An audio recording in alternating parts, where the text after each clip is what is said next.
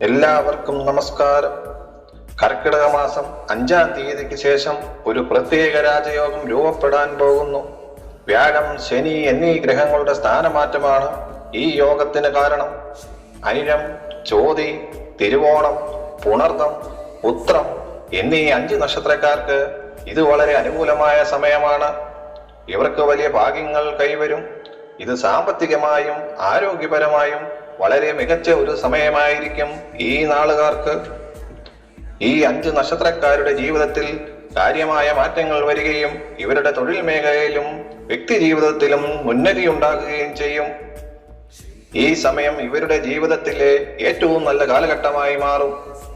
ഇവരുടെ ജീവിതത്തിൽ വലിയ മുന്നേറ്റങ്ങൾ ഉണ്ടാകുകയും സന്തോഷവും സമാധാനവും നിറഞ്ഞ ദിനങ്ങളായിരിക്കും ഇവരെ കാത്തിരിക്കുന്നത്.